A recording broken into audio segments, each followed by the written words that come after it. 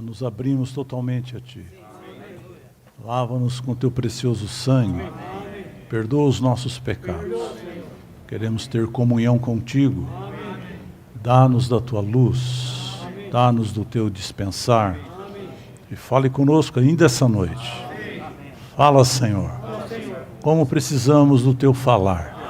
Um falar regenerador. Um falar que nos ilumina. Senhor Jesus. Aleluia. Senhor Jesus. Senhor Jesus. Chegamos na segunda mensagem desse matinal do Memorial Day, né? São 6 mensagens, estamos na segunda. O título principal é a preparação da noiva. Eu estou sentindo que está tendo uma reverberação. Os irmãos estão me ouvindo bem? Está tudo bem? Ficando velho, vai ficando surdo, então acontece essas coisas. A preparação da noiva. E os irmãos, nós vimos na semana passada que a meta da restauração do Senhor, que a noiva é a meta da restauração do Senhor. Hoje é a edificação da noiva, depois a maturidade da noiva, a beleza da noiva, a justiça da noiva e a noiva como o guerreiro coletivo. Parece ser um assunto dominado, conhecido. Eu vou fazer um pedido praticamente impossível, mas se você puder apagar o que você sabe, eu sei que não é fácil e nem é possível, mas eu pediria então pelo menos que você exercite o teu espírito nessa noite, para que juntos nós pudéssemos penetrar um pouco mais nessa verdade, porque ela é de extrema importância. Nós fazemos muitas coisas após a nossa conversão com um norte não muito certeiro. Às vezes achamos que precisamos ser mais espirituais. Você já não achou assim? Já não pensou, não? Quem não, né? O que eu preciso para ser mais espiritual? Esse é um norte errado. Joga ele no lixo. Então eu quero ser um bom irmão. Esse também joga no lixo. Você não vai chegar a lugar nenhum, você vai se frustrar. Tinha tantas coisas que eu poderia falar aqui que nós precisaríamos jogar no lixo. Mas esse tema da noiva é o último apontado na palavra de Deus como o alvo que Deus estabeleceu. Se esse é o alvo de Deus na sua economia, você imagina para mim e para você, ou para qualquer amado irmão em Cristo. O que Ele quer não é a tua espiritualidade, não é se você é um bom irmão, nem mesmo se você é assíduo em todas as reuniões. É para ser, viu, irmão? Não é por causa disso que você não vem na reunião. Venha na reunião. Ou você é um grande leitor da Bíblia, leia a Bíblia direitinho. Não é que isso é para você parar. Mas não é o alvo. Não é o alvo. Deus é o que nós vamos ver hoje. Começamos já na semana passada, né? A meta da restauração, dá a entender, e eu pensava assim, eu acho que lá no meu íntimo, lá no fundo ainda penso assim, que são as igrejas em cada localidade. Você não pensa? Você já não pensou? Que a meta da restauração é uma igreja em cada localidade? Eu não vou falar para você jogar no lixo, então alguém vai jogar pedra em mim. Mas eu quero dizer essa noite que a meta de Deus na sua economia é obter uma noiva. próprio termo noivo é um sentido figurativo.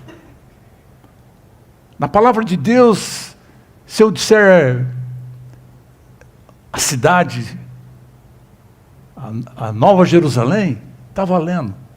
Se eu disser vencedores, está valendo também. Tudo isso está incluído nessa meta divina. E é o que nós começamos a desvendar na semana passada. De maneira que eu e você, e qualquer amado irmão que possa ouvir ou ler a respeito disso no ministério, tenha definido na sua vida como meta. A meta significa que se você está desviando, ela te corrige. Se você, como diz no linguajar chulo, até popular nosso, né, está escapando marcha, né? Hoje em dia não escapa mais, não é? Porque é tudo automático. Né?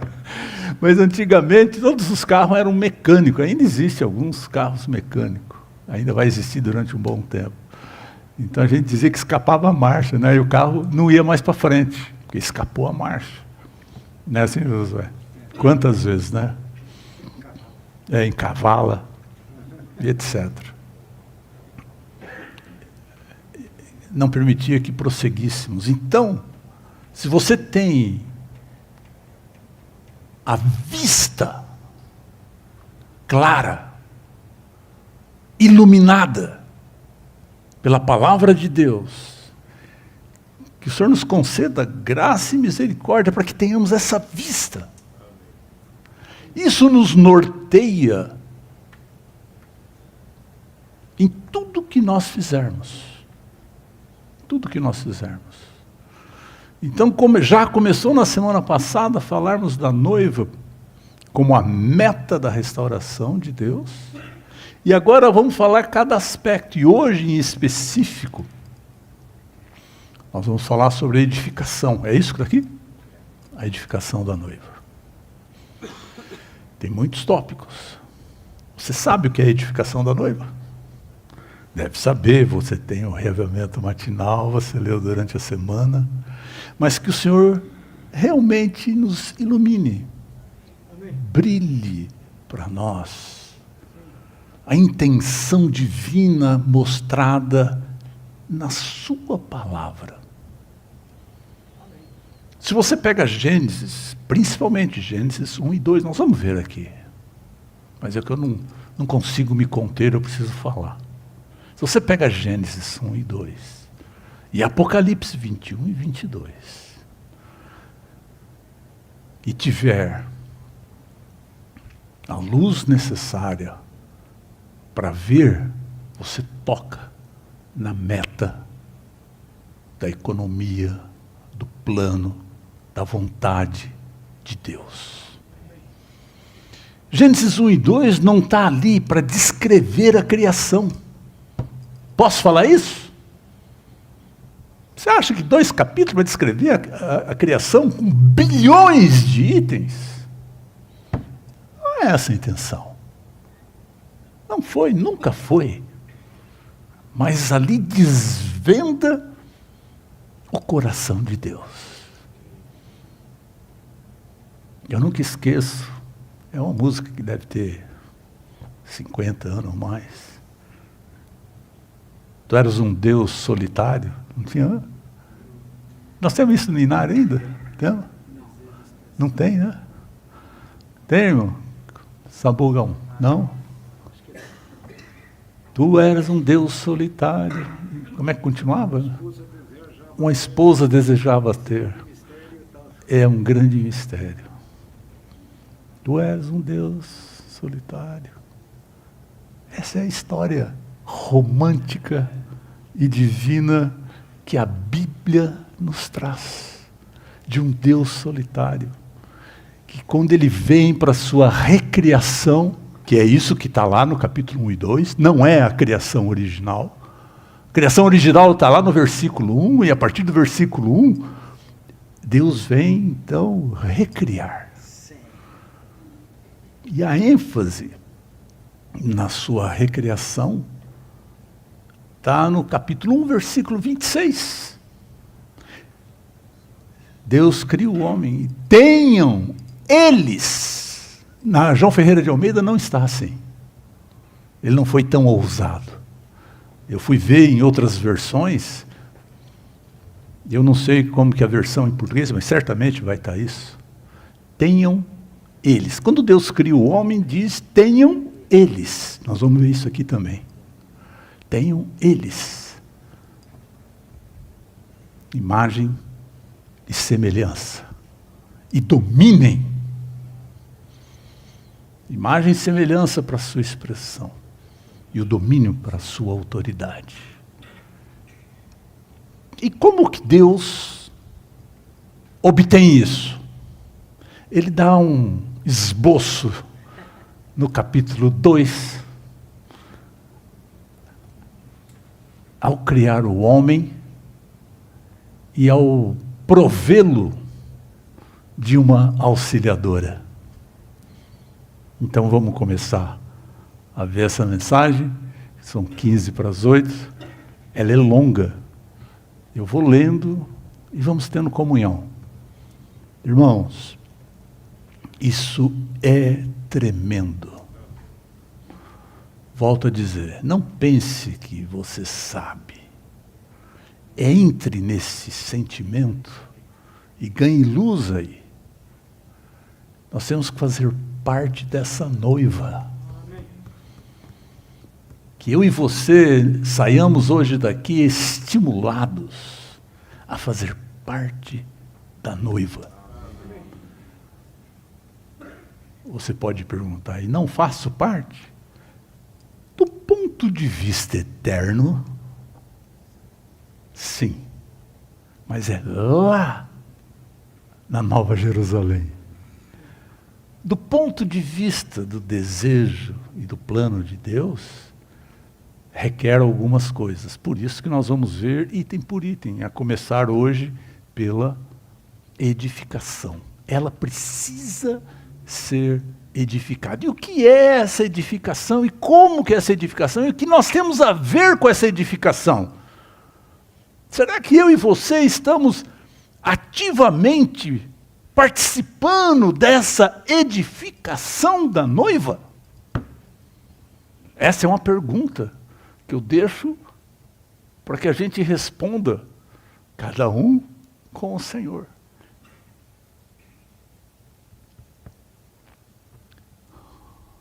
Como eu disse, eu não me contei, então eu avanço. Tem versículos que são enigmáticos na palavra de Deus. E um deles está lá em Mateus capítulo 7. Todos os irmãos já conhecem esse versículo. Né? Todos os irmãos conhecem esse versículo. Em capítulo 7 de Mateus, o Senhor mesmo falando sobre aquele dia,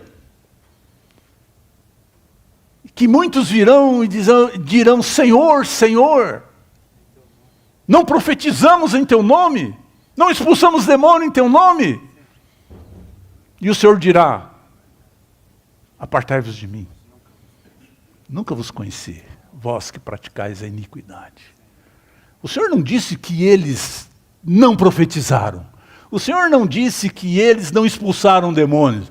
O Senhor não disse que eles não fizeram coisas milagrosas, cura. O Senhor não falou isso. Tem muita gente fazendo isso. Muita gente ansiando por isso.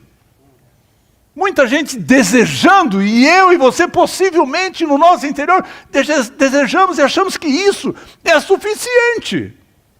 Eu diria, para ser salvo, dizer Senhor, Senhor é suficiente sim.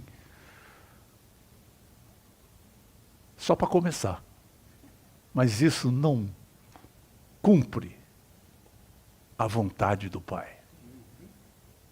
Não cumpre a vontade do Pai. O desejo do Pai é a noiva. E como é essa noiva? Pergunte-se para si mesmo. Eu pensei que eu conhecia. Eu estou pondo em xeque. realmente eu estou pondo em xeque. E cada dia eu me surpreendo e vejo que eu não sei quem é essa noiva. Na minha experiência. Eu posso saber doutrinariamente.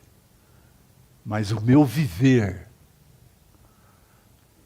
tem que ser um viver que o Pai aprova. Compatível em vida e natureza com o meu Pai. Você é compatível em vida e natureza com esse Senhor? Em tudo que você faz? Ou tem muita tartaruga, cavalo, girafa?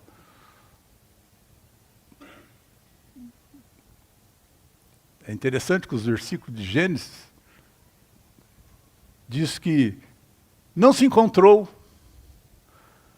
uma auxiliadora. E aí, no versículo seguinte, aparece Adão dando nome para tudo. Para aí, então, Deus dar-lhe um sono profundo, e a partir desse sono, de Adão, tirar a auxiliadora que lhe seria idônea.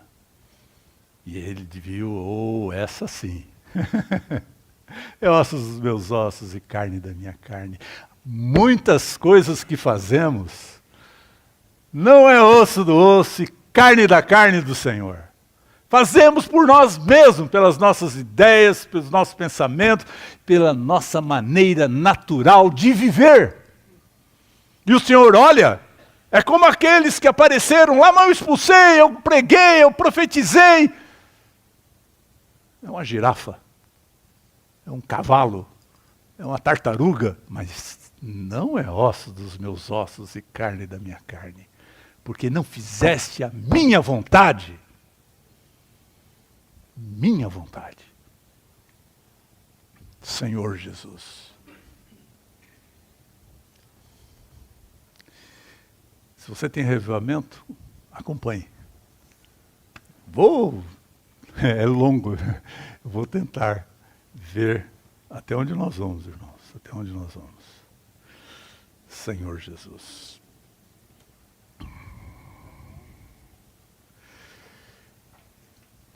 Logo no Algarismo Romano número 1, diz assim, a edificação de Deus é a questão central em toda a Bíblia.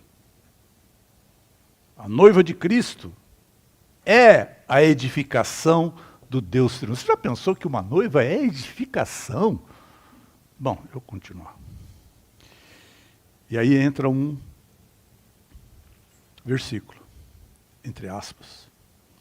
E a costela que o Senhor Deus tomara ao homem, transformou-a numa mulher e lhe a trouxe.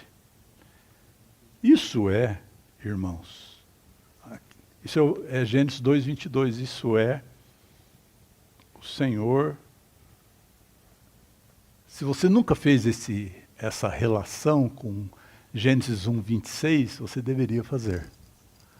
Essa é a maneira do Senhor atingir Gênesis 1:26. Obter a sua expressão e o seu domínio. Como que Deus obtém a sua expressão e o seu domínio? Aqui, ó, da costela de Adão. É dessa costela que ele obtém o que ele quer. Desse homem, e dele saindo a costela, ele obtém o desejo do seu coração. E em toda a Bíblia é uma linha de edificações. Tem essa linha. Você sabe que existem as duas, tanto a positiva quanto a negativa. Nós não vamos falar dessa linha porque a gente não vai sair daqui hoje. Obrigado, irmão. Pensei que o ar-condicionado ia estar funcionando.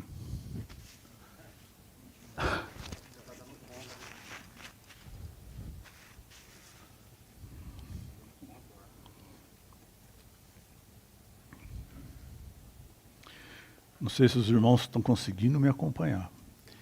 O Gessé fala que às vezes eu sou muito sintético, entendeu? Resumido. E não exponho devidamente. Mas a linha da edificação, os irmãos lembram, né? Começa por Eva, a primeira coisa a ser edificada, depois tem a arca, depois tem o sonho de Jacó, tem o tabernáculo, tem o templo. Aí entra no Novo Testamento, o próprio Senhor tabernaculou entre nós. E ele, em seguida, em João capítulo 2, diz, destruir esse templo e em 3 dias eu reconstruirei. Quer dizer, ele era o templo de Deus. Em Mateus 16, se o Senhor nos permitir, chegamos lá hoje. Em Mateus 16, vemos a igreja e, óbvio, por fim, chega em Apocalipse. Essa é a linha da edificação. A Bíblia inteira pode ser comparada a um manual de construção. A revelação acerca do jardim do Éden, o princípio da revelação divina nas Escrituras Sagradas, e a revelação acerca da Nova Jerusalém, o fim da revelação divina nas Escrituras Sagradas, refletem-se mutuamente. Há uma correlação, irmãos. Eu não vou conseguir expor tudo isso hoje. Se você não leu, eu te estimulo a ler Estudo Vida de Gênesis. Lá está. Vai lá, leia. Porque eu não consigo. Eu só vou dizer que há uma correlação. Aquilo que tem em Gênesis 1 e 2, tem em Apocalipse 21 e 22. A única diferença primordial ali que existe é que no capítulo 1 e 2 está tudo esparramado. E lá, em Apocalipse 21 e 22, está edificado. B. O que é revelado nessas duas partes da Escritura é o pensamento central de Deus. A linha central da revelação divina. E um princípio controlador da interpretação e entendimento das Escrituras Sagradas. Isso significa que quando nós lermos ou quando estudarmos a Bíblia, tem que estar relacionado a isso. Temos que ter em mente, a gente sempre costuma dizer aqui que nós temos que pôr o óculos da economia. E hoje eu vou dizer, coloque o óculos da edificação, porque esse é o tema que eu estou falando. Não é? Porque Deus, na sua economia, está levando adiante a sua edificação. Ele dá sinais, e nós vamos ver, esse estudo é todo disso, o tempo todo. Ele dá as indicações de como ele cumpre o desejo do seu coração. Como ele cumpre Gênesis 1, 26. Né?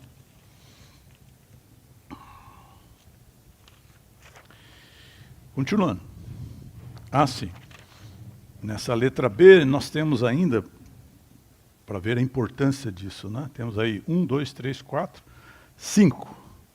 É 5 ou 6? Acho que é 5. 5.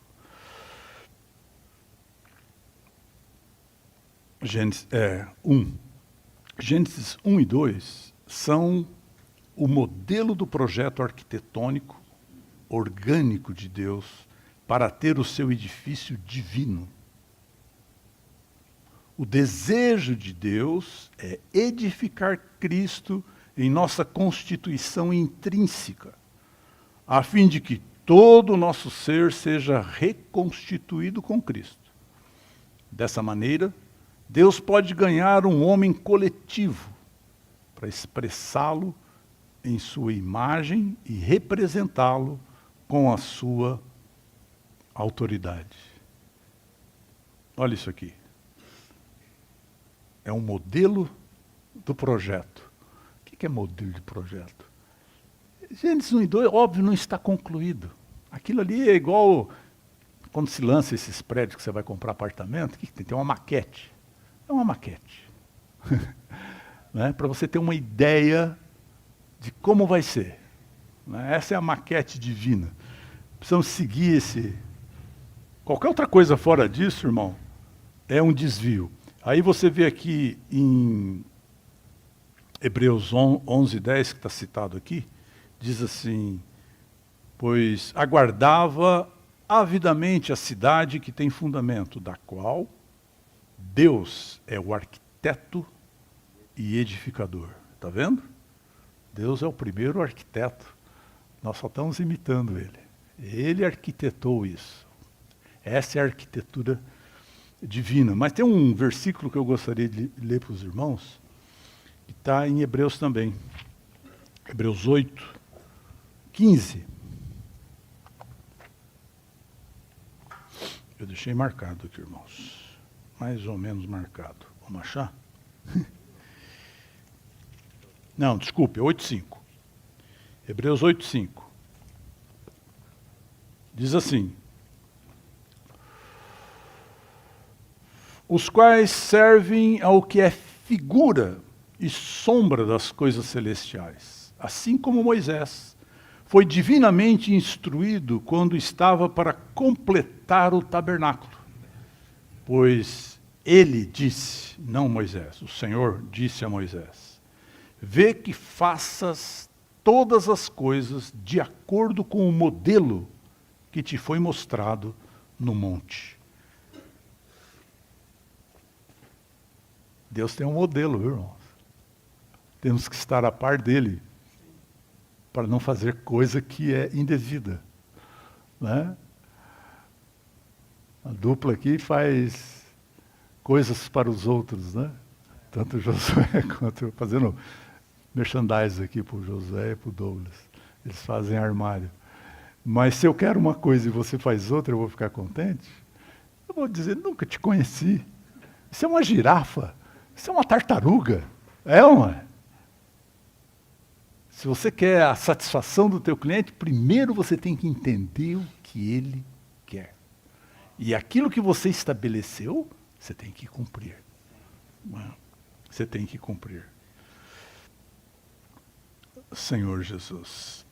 2, Apocalipse 21 e 22 são a fotografia do edifício terminado. A expressão coletiva do Deus triuno. A Nova Jerusalém é o reflexo e o cumprimento da revelação divina acerca do jardim do Éden. Olha que coisa. Esses escritos, um nós estamos falando foi escrito por Moisés, o outro é do apóstolo João, um dos o último escrito da Bíblia, que é Apocalipse. O outro nós estamos falando de Gênesis, que é o começo. A diferença de tempo entre o escrito, não o fato, o escrito, aproximadamente aí uns 1.500, 1.600 anos. Dá para imaginar? E eles se correspondem, ele diz assim, é o reflexo e cumprimento da revelação. Não? Você vê, tanto em Gênesis quanto em Apocalipse, você vê o casal, você vê a árvore, você vê o rio, você vê os minerais preciosos, tudo isso, né? Por fim, óbvio, edificado numa noiva. 3, Cristo voltará como um noivo para casar-se com a sua noiva, que será a totalidade dos vencedores. Olha isso aqui. Preste atenção. A noiva é a totalidade dos vencedores. Não são de todos os salvos.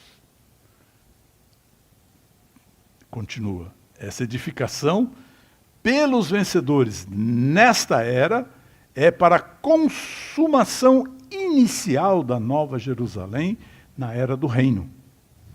E por fim, para a consumação plena da Nova Jerusalém no novo céu e na nova terra. Então você vê, há aqui duas etapas distintas. É o reino celestial, que é o reino de 1000 anos. A noiva, o Senhor tem as bodas, é chamado também da boda do Cordeiro. Está lá em Apocalipse 19, 7, 8 a 9. É chegada a bodas do Cordeiro. Essa boda do Cordeiro, bem-aventurado aqueles que forem chamados, né, para estar nas bodas do Cordeiro. Bem-aventurados.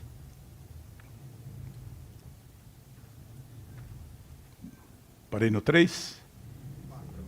4. Pela obra contínua do Espírito Santo ao longo dos séculos, essa meta será obtida no fim desta era. Então a noiva, os crentes vencedores, estará pronta e o reino de Deus virá.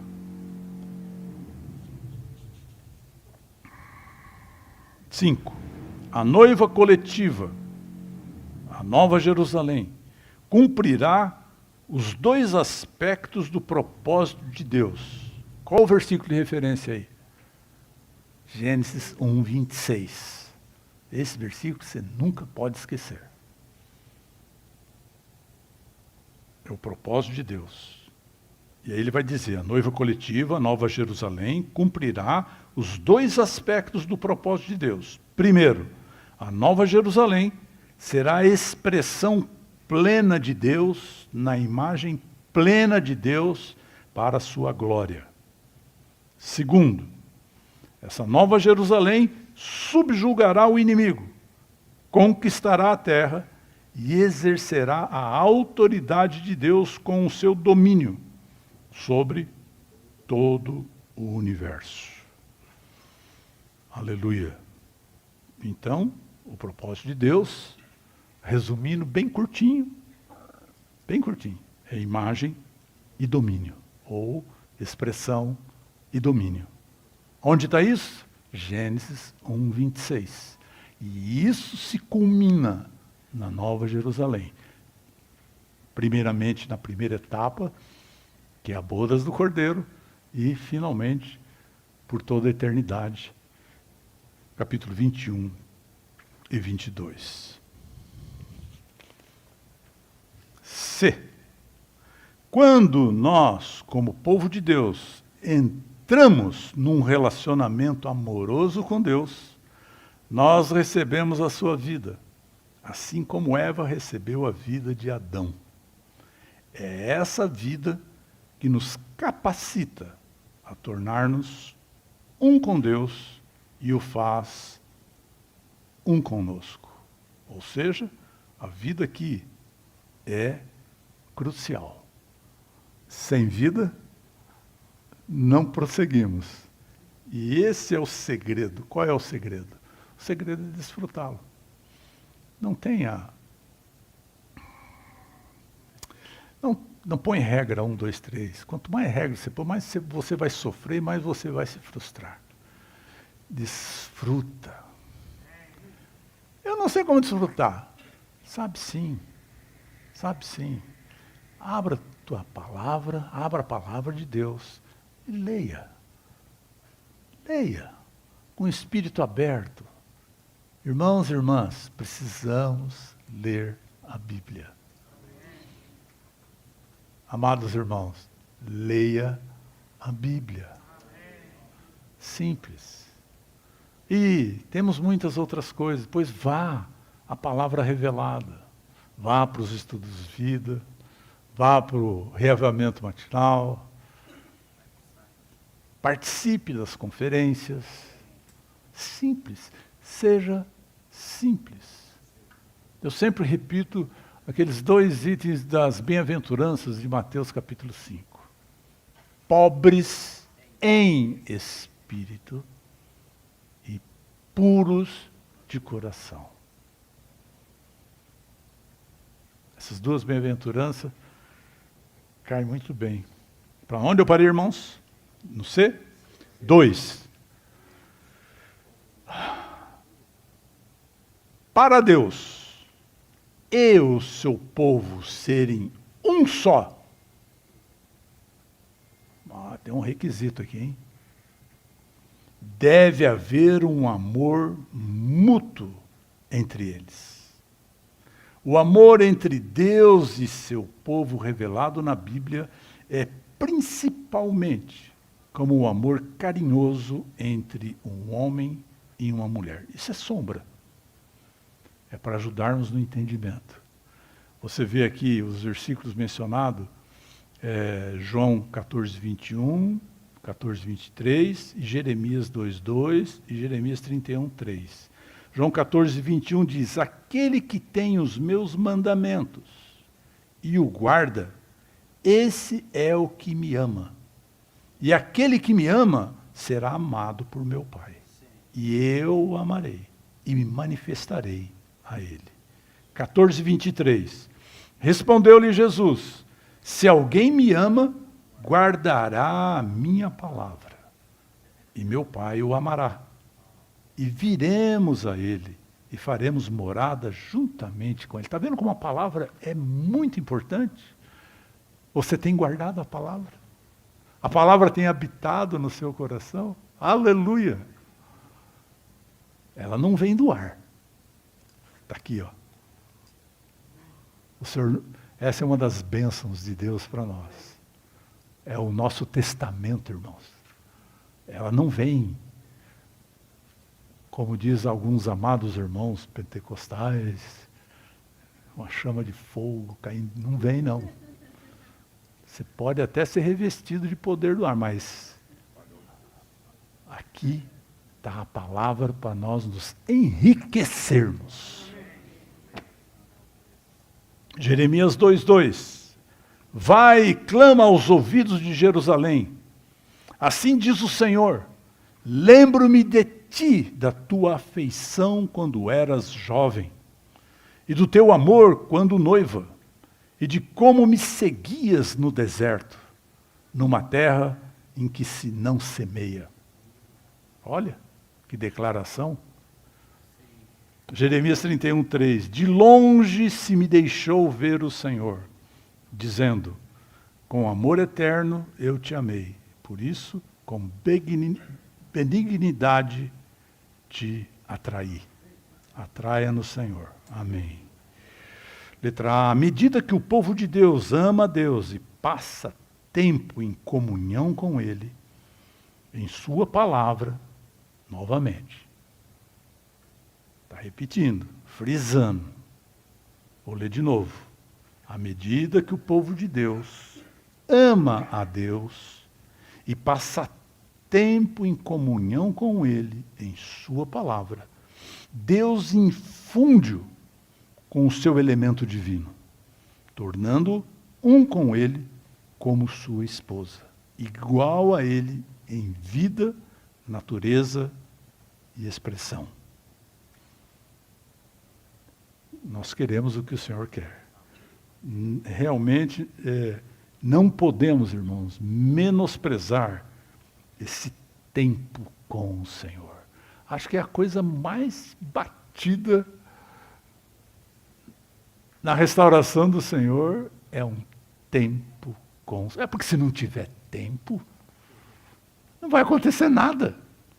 Você me perdoe, você vai continuar do mesmo jeito e reclamando. E reclamando. Mas eu perguntinha, como está o teu tempo com o Senhor? Não menospreze isso, irmão. Tempo na palavra. Vou repetir o que o irmão Ron Kengas sempre fala. Ele fala assim, nós dizemos: Senhor, mas eu não consigo. O Senhor fala: eu sei, mas eu consigo em você. Você não consegue. Confesse. Né? Não tem jeito, a gente quer gastar o nosso combustível primeiro. Né? A gente acha que... Senhor, não consigo. O Senhor, tá bom, mas eu consigo em você. Letra B. Deus nos amou primeiro, ao infundir-nos o seu amor e gerar em nós o amor com o qual o amamos. E amamos os irmãos. Você está vendo? Até amar, a fonte é o próprio Deus. A palavra em Romanos 5,5 diz que Ele derramou o seu amor em nossos corações. Porque Ele sabe que nós precisamos amar. Amar. Simples. O aspecto preponderante de uma noiva é amar. O Senhor aguarda e espera que nós o amemos com o seu amor. Esse hino que nós cantamos aí, o 546, como é que é? Logo a primeira estrofe?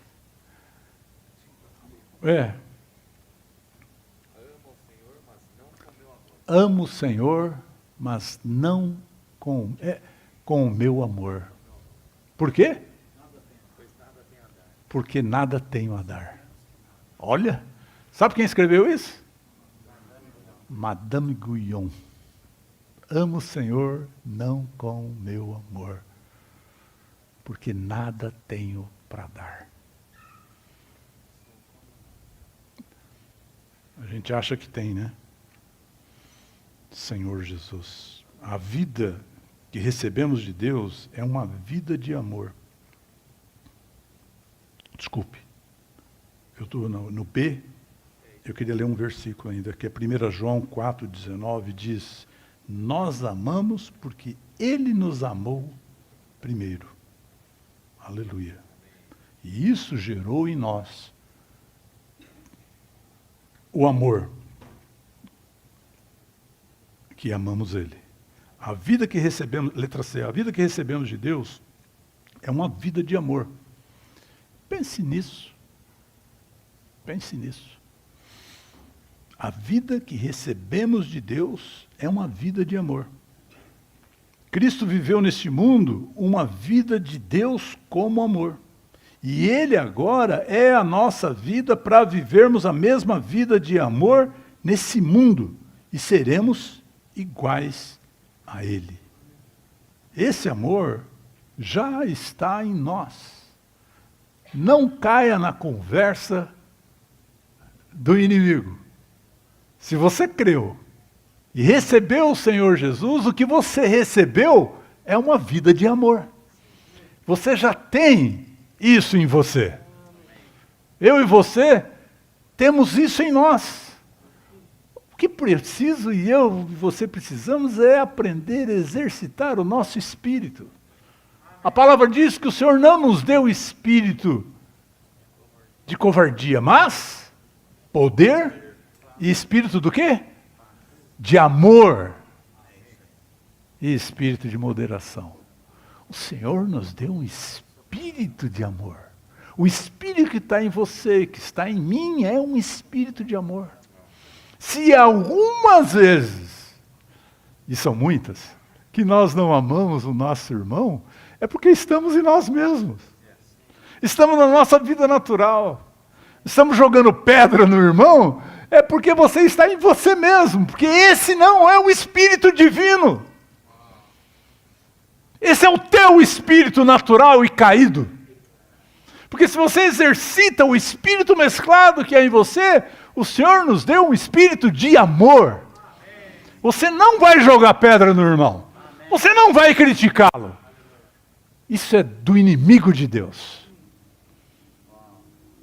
E sem amor, não há edificação da noiva. Não há.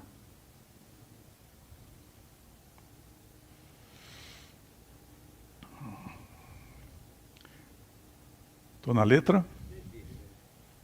Hã? B de bola. Vou pro D, né? Obrigado, irmãos. Não tem importância sair hoje 11 horas daqui, né? Tá bom. Tem irmão já dormindo aí. D. Nosso amor natural deve ser posto na cruz. Uma diferença entre o amor de Deus e o nosso amor natural é que o nosso amor natural fica ofendido muito facilmente.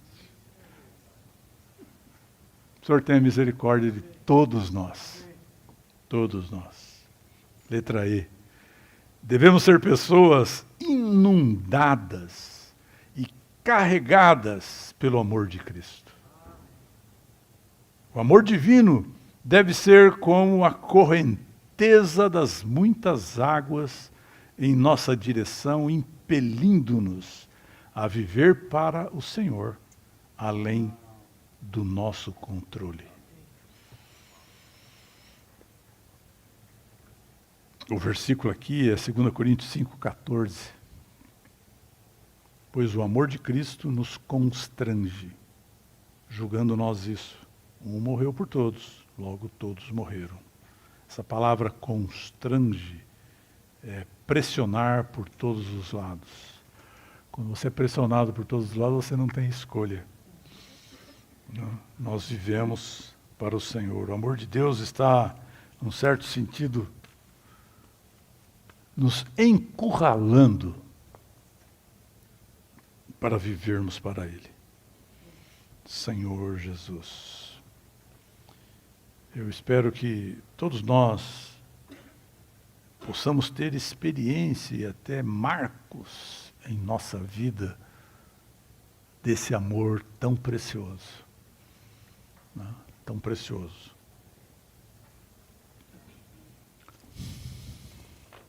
Uau. O mandamento acerca do amor fraternal é tanto antigo como novo. Antigo porque os crentes o tiveram desde o princípio da sua vida cristã. Novo porque o seu andar cristão, ele amanhece com nova luz e resplandece com iluminação e poder novos, repetidamente.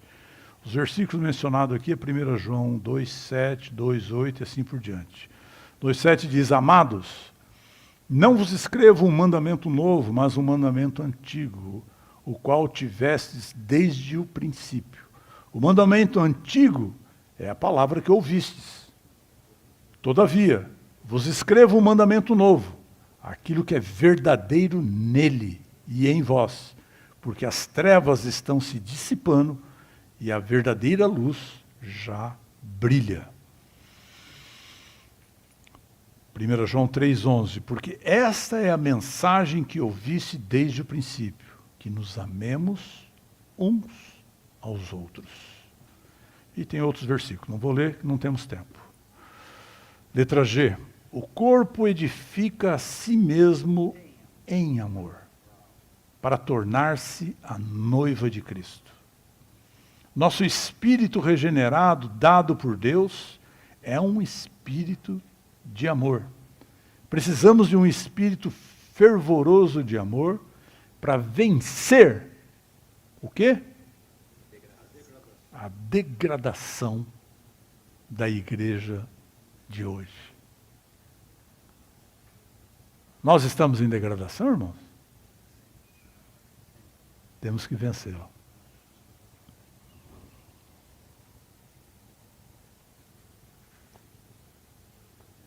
Apocalipse, quando o Senhor fala à igreja em Éfeso, lá diz que o que ele tinha contra ela é que ela havia abandonado o primeiro amor. Esse é o fator do declínio da igreja. Quando eu falo declínio da igreja, quem é a igreja, meu irmão? Sou eu e você. Talvez fale igreja, fica um negócio muito abstrato. O declínio da igreja está em perdermos o primeiro amor. Que o Senhor possa renovar esse amor dia a dia. Isso só ocorre, irmãos, no tempo que temos com o Senhor diariamente. Do contrário, você envelhece. Teu coração endurece. Ele é o órgão principal de você amar. Se ele não está sendo exercitado diariamente, você é um velho. Não quero saber se você tem 15, 20 ou 16 anos. Se você não contata o Senhor diariamente, você está envelhecendo. E esse é o fator do declínio. Senhor Jesus. H. O conhecimento ensoberbece, mas o amor edifica. Amar um ao outro é um sinal de que pertencemos a Cristo. Querer ser o primeiro na igreja é contrário a amar todos os irmãos. Espero que esse tipo de coisa sequer tenha no nosso meio. Letra I.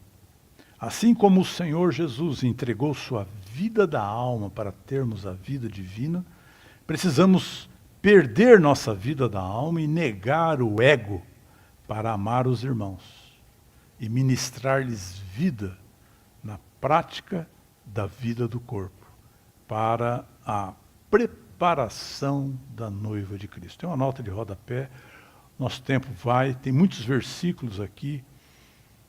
Eu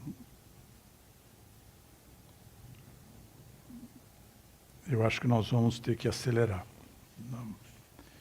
Eu só vou ler alguns versículos, irmãos. Diz assim, nisso, 1 de João 3,16 e 1 de João 4,17. Nisso conhecemos o amor, que ele deu a sua vida por nós, e devemos dar a nossa vida pelos irmãos. 1 João 4,17.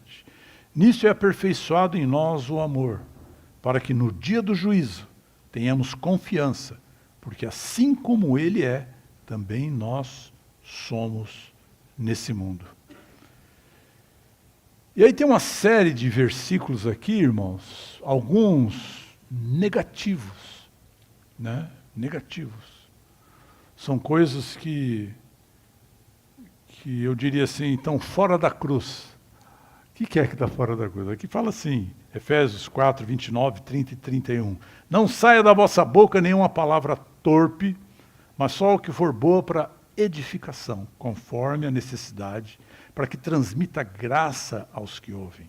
Versículo 30. E não entristeçais o Espírito de Deus, no qual fostes selados para o dia da redenção. Toda amargura, cólera, ira, gritaria e insultos sejam removidos do vosso meio, juntamente com toda malícia. É muito lixo. Isso certamente são coisas que não estão na cruz, né? Mas ele não para aí. Ele diz assim, no 32, ele diz, sede bondosos uns para com os outros, compassivos, perdoando-vos uns aos outros, como também Deus em Cristo vos perdoou. Aleluia. Ó Senhor Jesus, por que esses versículos, irmãos? Porque inevitavelmente, por vivermos muito próximos, e nos encontrarmos com frequência, no nosso relacionamento, uma hora ou outra você vai ser ofendido. Mas joga fora isso, não vale a pena. Por favor, realmente não vale a pena você guardar essa mágoa. Perdoa. Nosso negócio é perdoar, né, Rosa? Aleluia. O negócio na vida da igreja, entre os irmãos, é perdoar. Perdoa. Não prospere com esse tipo de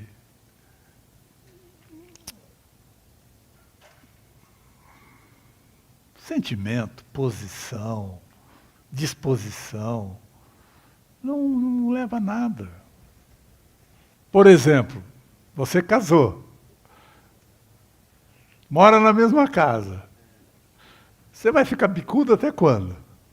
Para com isso. Quanto mais cedo você abrir mão, isso é coisa... é tola. Como somos tolos. E perdemos um tempo com questões ínfimas. Percebe como o homem natural é tolo? Desperdício. Você podia estar bem com o irmão ou com a irmã com quem você casou e vice-versa, mas porque os irmãos, irmãs, perdoe os irmãos. Os irmãos são esquecidos, eles deixam cair as coisas. Perdoa-nos, irmãs. Nós somos assim. Não fique de mal da gente, não. Nós somos assim. Não vale a pena. Ó Senhor, como o homem natural é feio. J. O amor é o caminho mais excelente para sermos ou fazermos qualquer coisa para a edificação da igreja como corpo orgânico de Cristo. 3. Os irmãos me dão mais 10 minutos aí? Senão eu falo amanhã. Precisamos ver o que Deus fez para produzir um complemento para si. Isso é chave, irmão. Precisamos ver o que Deus fez para produzir um complemento para si. Gênesis 2 revela um quadro de Cristo e sua noiva nos tipos de Adão e Eva.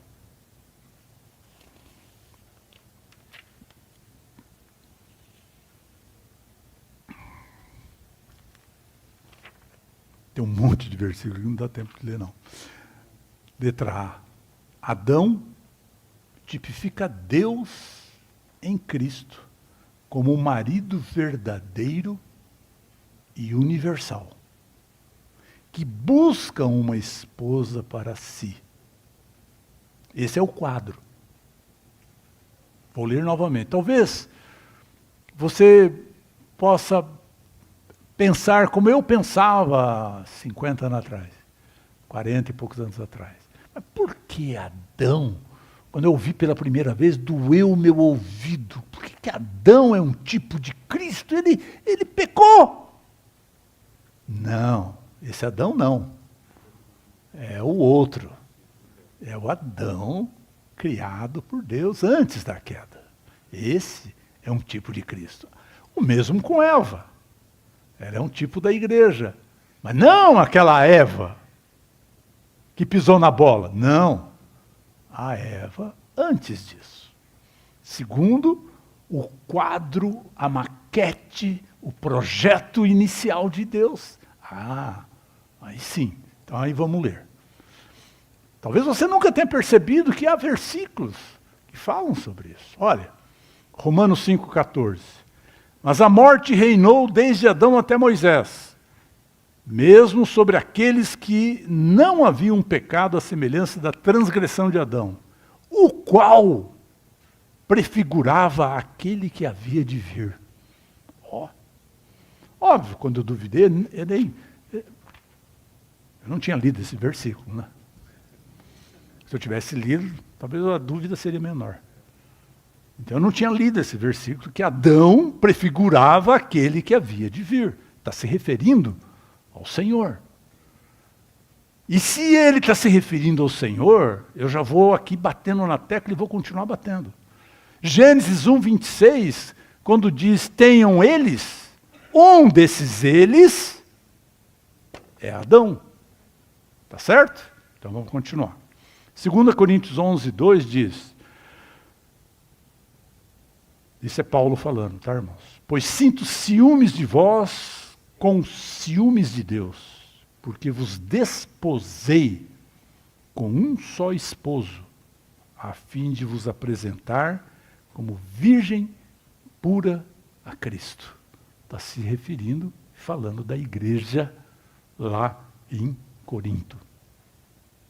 Então, aos olhos do apóstolo, obviamente aos olhos de Deus, a igreja está desposada ou comprometida para um só esposo, um só marido.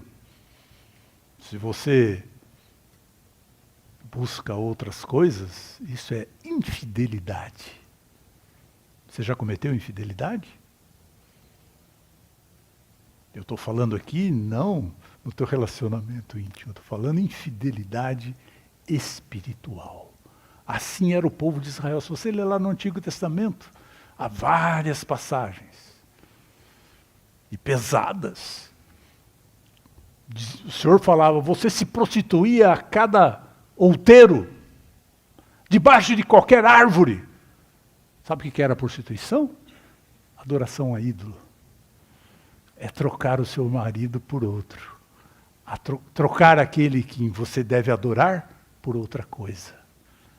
O que você adora além do Senhor? Tem alguma coisa? Tem alguma coisa que você adora? A desculpa lá no Monte Sião é que ele jogou o ouro lá e saiu o bezerro lá. Desculpa, não é? Desculpa. Essa desculpa a gente vive sempre dando. Principalmente quando a gente ganha um pouco de dinheiro. Nós trocamos o Senhor pelo bezerro. Não trocamos? Eu já troquei várias vezes. Isso é infidelidade. Vamos prosseguir, senão os 10 minutos não vai dar. Disse mais o Senhor, letra B. O que nós estamos vendo aqui? Nós estamos vendo, precisamos ver o que Deus fez para produzir um complemento. É isso que nós estamos vendo. Letra B. Nós vimos A. B. Disse mais o Senhor, Deus, não é bom que o homem esteja só. Far-lhe-ei uma auxiliadora que lhe seja idônea.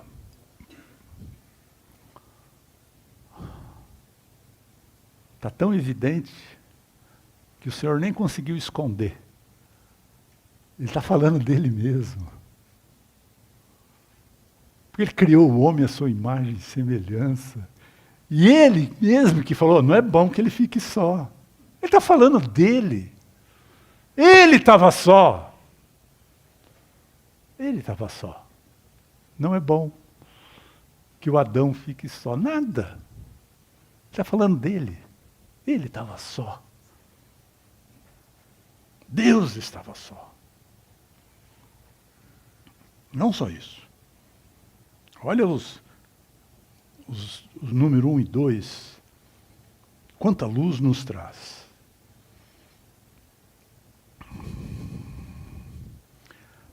A necessidade que Adão tinha de uma esposa tipifica e retrata a necessidade de Deus em sua economia, de ter uma esposa como sua auxiliadora, seu complemento, literal, seu paralelo.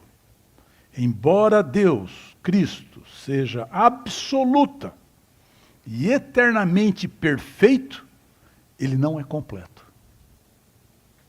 sem a igreja como sua esposa. E com isso, irmãos, eu ganhei mais luz. Tem uma passagem em Mateus 16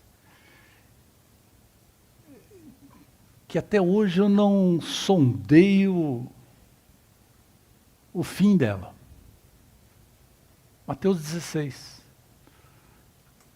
Que dizem eles sobre o Filho do Homem? Ah, é isso, aquilo, é Jeremias, a encarnação desse, daquele, de Elias e tal. E vós? Nós conhecemos, essa passagem é conhecida. E vós? Que dizeis? Tu és o Cristo, o Filho do Deus vivo. E o Senhor disse, não foi nem carne nem sangue que te revelou, mas meu Pai que está no céu. Não é? Eu, porém, te digo, sobre essa rocha, essa revelação desse Cristo, não vou entrar aí porque isso é muito extenso. Se você quer entender isso, você pega o Exercitar do Reino para a Vida da Igreja, aquele livro vai te deixar claro sobre isso. Sobre essa rocha edificarei a minha igreja. Pedro tinha uma necessidade. A necessidade de Pedro foi manifestada ou dado a ele a a revelação, que é Cristo, o Filho do Deus vivo. Mas o Senhor, como encarnação do Deus triuno, abriu o coração dele. O que ele queria? Edificar a minha igreja. Isso é tremendo. É nesse prisma que nós temos que olhar Mateus capítulo 16. Tá bom. Você tem Cristo, você tem Adão.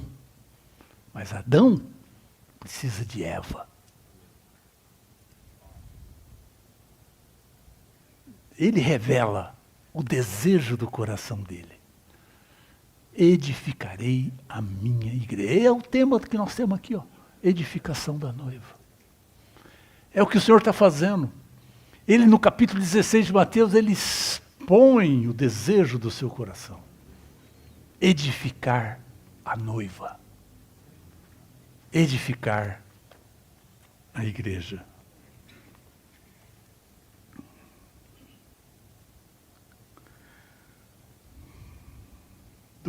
Deus deseja... acabou meu tempo. Deus deseja ter ambos. Ó o 2. Deus deseja ter ambos. Adão, tipificando Cristo, e Eva, tipificando a igreja. Seu propósito é que eles tenham domínio. Isso é Gênesis 1:26. É ter um Cristo vitorioso e uma igreja vitoriosa. Um Cristo que venceu a obra do diabo e uma igreja que destruiu a obra do diabo. Deus quer que Cristo e a igreja tenham domínio. Aleluia. Correndo. C. Deus formou da terra todos os animais do campo e todas as aves do céu e levou-as a Adão. E deu nome, o homem, a todos os animais domésticos, as aves do céu e a todos os animais selváticos. Para o homem, todavia, não se achava uma auxiliadora que lhe fosse idônea. Gênesis 2:20, né, fala isso. Deu nome o homem a todos os animais domésticos, às aves do céu e a todos os animais selváticos. Para o homem, todavia, não se achava uma auxiliadora que lhe fosse idônea. Nós já compartilhamos sobre isso. D. A esposa deve ser igual ao marido. Vou repetir. A esposa deve ser igual ao marido, em vida, natureza e expressão. Entre o gado, as aves, os animais, Adão não encontrou um complemento para si, alguém que fosse compatível com ele. Aleluia. Esse é o grande risco quando nós apresentamos algo para Deus. Nós queremos receber o elogio de Deus dizendo, afinal, até que eu estava esperando. Você só me traz louvor natural. Você só me traz a tua energia natural. Isso é tartaruga. Mas tem aquele dia em que você, exercitando o teu espírito, louva o Senhor. E Ele diz, afinal. Aleluia. Que as nossas reuniões da igreja possamos ouvir um grande afinal, todavia, afinal.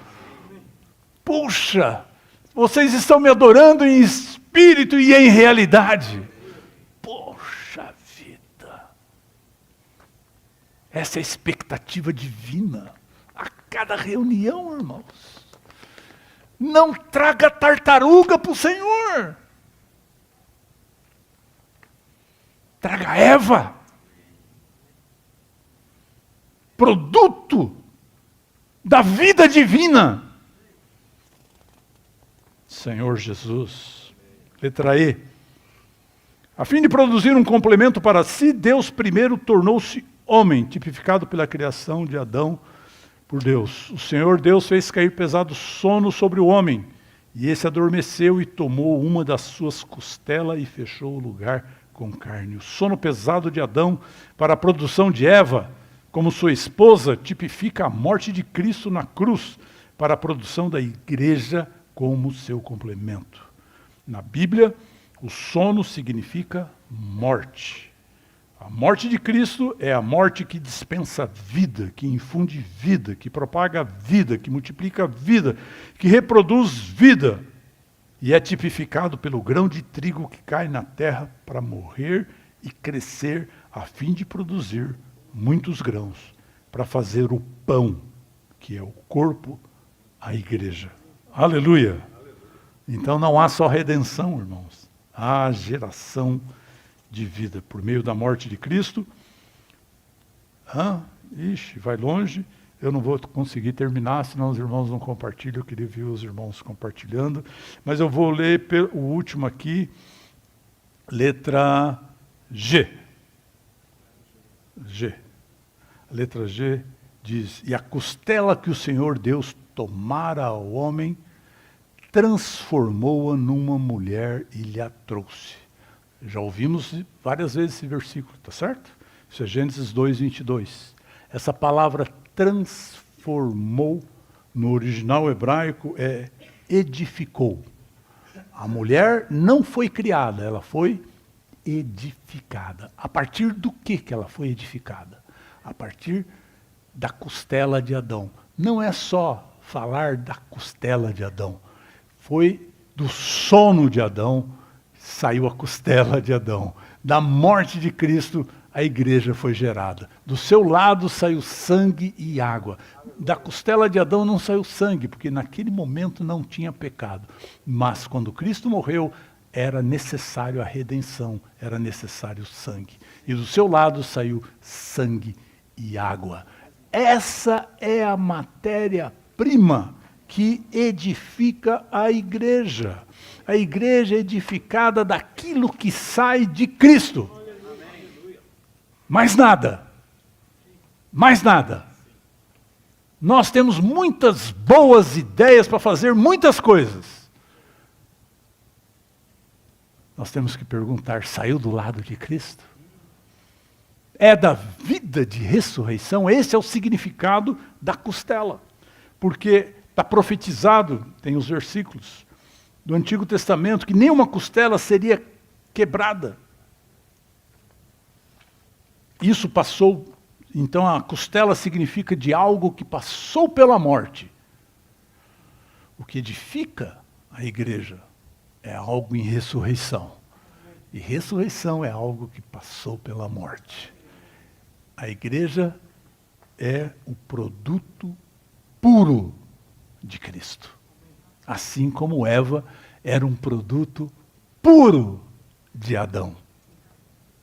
Saiu de Adão. E sabe o que aconteceu?